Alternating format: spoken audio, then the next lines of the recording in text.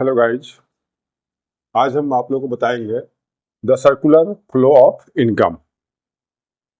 देखिए, जो आपका फॉर्म है और ये जो हाउस होल्ड है, दोनों के बीच में गुड्स, सर्विस और मनी का फ्लो होते रहता है। कैसे होता है बताएंगे। पहले हम लोग डेफिनेशन जान लेते हैं।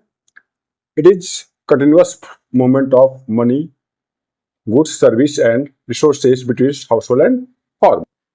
जब फॉर्म और हाउस होल्ड के बीच में लगातार गुड्स, सर्विस और मनी का फ्लो होते रहता है, इसी को आपको कहा जाता है circular flow of income.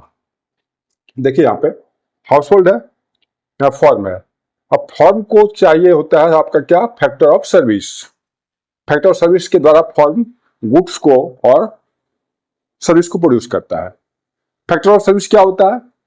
Land, labour, capital और एंटरप्रेन्योर को फैक्टर ऑफ सर्विस कहा जाता है। इसी के द्वारा जो है सो फॉर्म गुड्स और सर्विस को प्रोड्यूस करता है। अब जब factor of service house hold देता है फॉर्म को, तो फॉर्म क्या करता है?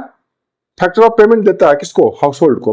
फॉर्म फैक्टर ऑफ पेमेंट देता है हाउस होल्ड को। फैक्टर ऑफ पेमेंट क्या होता है? लैंड के बदले रेंट, लेबर के बदले वेज, कैपिटल के बदले इंटरेस्ट और एंटरप्रेन्योर के बदले प्रॉफिट मिलता है। किसको? हाउस होल्ड को। अब ये जो फॉर्म प्रॉफिट देता है हाउस होल्ड को, फैक्टर ऑफ पेमेंट, ये क्या करता है आपका हाउस होल्ड? उसको एक्सपेंडिचर करता है। क्या करता है? एक्सपेंडिचर करता है। किस पे? कंजम्पशन पर।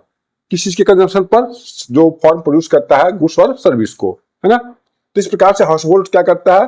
गुड्स और सर्विस को खरीदता है, बॉय करता है और उस पैसे को फॉर्म के पास चला जाता है। अब फॉर्म फिर इससे क्या करता है? री जो है इन्वेस्टमेंट करता है। वो किस पे? Factor of payment, sorry factor of service पर, ताकि फिर से वो गुड्स और सर्विस को प्रोड्यूस कर सके। तो इस प्रकार से फॉर्म जो है सो फिर क्या करता है? उस पैसे को री इन्वेस्टमेंट करता है और इस प्रकार से फिर जो है सो ये साइकिल चलते रहती है। फिर हाउस होल्ड को फैक्टर ऑफ पेमेंट मिलता है, फिर वो गुड्स सर्विस खरीदता है, फिर फॉर्म जो है सो उस पैसे को इन्वेस्ट करता है गुड्स प्रोड्यूस करने में, सर्विस प्रोड्यूस करने में, और नेक्स्ट जो है सो अपना ब्रांच को फैलाने में। ठीक है ना।